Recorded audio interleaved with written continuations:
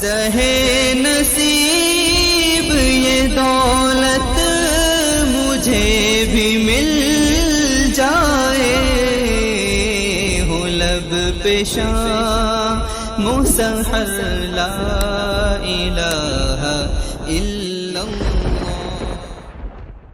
بسم اللہ الرحمن الرحیم۔ آج ہم بات کریں گے تشبیہ کے بارے میں۔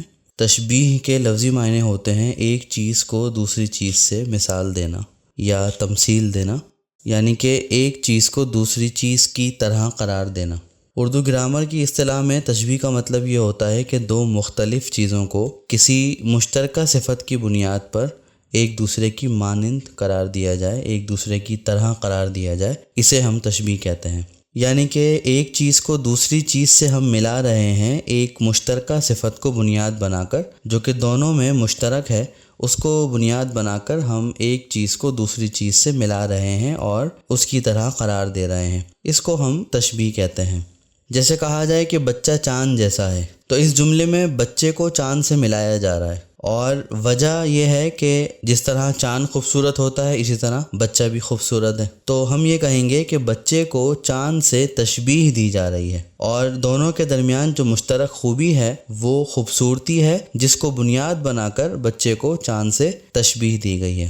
تشبیہ کے بارے میں دو اہم باتیں ذہن میں رکھنا بہت ضروری ہیں۔ پہلی بات تو یہ کہ تشبیہ میں جن دو چیزوں کو ملایا جاتا ہے وہ حقیقت میں ایک جیسی نہیں ہوتی، کیونکہ اگر حقیقت میں ایک جیسی ہوں تو پھر تشبیہ دینے کی ضرورت ہی نہ رہے۔ تو تشبیہ دی ہی اس لیے جاتی ہے کیونکہ وہ حقیقت میں دونوں چیزیں ایک جیسی نہیں ہیں، ایک بات۔ دوسری بات یہ ہے کہ جن چیزوں کو ملایا جا رہا ہے ان کے درمیان کسی مشترک صفت کا ہونا بھی ضروری ہے، جس کو بنیاد بنا کر ہم تشبیہ دیں گے۔ جیسے کہ مذکورہ مثال میں آپ نے دیکھا کہ بچے اور چاند کے درمیان خوبصورتی مشترک ہے، جس کی وجہ سے بچے کو ہم نے تشبیہ دی ہے چاند سے۔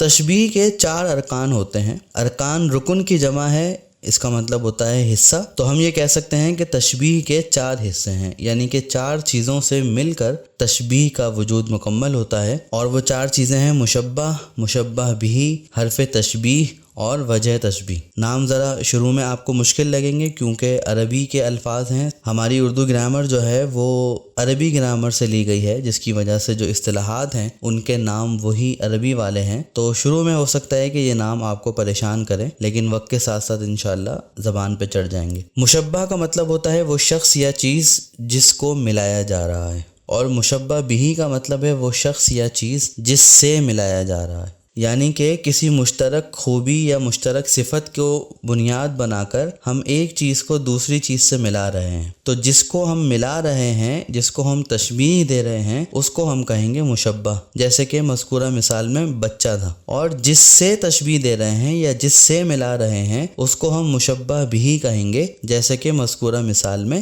چاند کی مثال ہم لے سکتے ہیں۔ اور حرف تشبیہ سے مراد وہ لفظ ہے جو 2 الفاظ کو ملاتا ہے، 2 الفاظ کے درمیان تشبیہ کو ظاہر کرتا ہے، اس لفظ کو ہم حرف تشبیہ کہتے ہیں۔ اور وجہ تشبیہ کا مطلب ہے وہ مشترک خوبی، وہ مشترک صفت جو مشبہ اور مشبہ بھی دونوں میں موجود ہے اور جس کو بنیاد بنا کر تشبیہ دی جا رہی ہے۔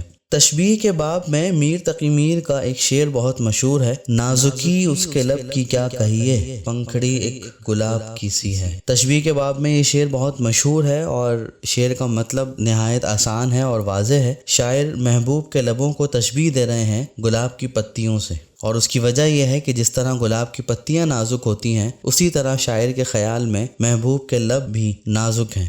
تو اس مثال میں مشبہ ہے لب، محبوب کے ہونٹ، اور مشبہ بھی ہے گلاب کی پنکھڑی جس سے تشبیہ دی جا رہی ہے، اور حرف تشبیہ ہے کی سی، اور وجہ تشبیہ جو ہے وہ نازکی ہے، یا گلابی رنگت کو بھی ہم وجہ تشبیہ قرار دے سکتے ہیں۔ تو اس مثال کے 4 ارکان تشبیہ جو ہیں وہ واضح ہیں، مشبہ، مشبہ بھی، حرف تشبیہ اور وجہ تشبیہ۔ امید کرتا ہوں کہ آج ہم نے جتنی باتیں کی وہ آپ کی سمجھ میں آ گئی ہوں گی، اور ان میں کوئی ایسی بات نہیں رہ گئی ہوگی جو مزید وضاحت طلب ہو۔ اگر پھر بھی کوئی ایسی بات رہ گئی ہے تو آپ بے دھڑک بے جھجک پوچھ سکتے ہیں۔ آج کے لیے اتنا ہی، خوش رہیے اپنے خرچے پہ، ملیں گے آپ سے بریک کے بعد۔ اللہ حافظ۔ زہے نصیب یہ دولت مجھے بھی مل جائے، لب پہ شام سحر لا الہ الا اللہ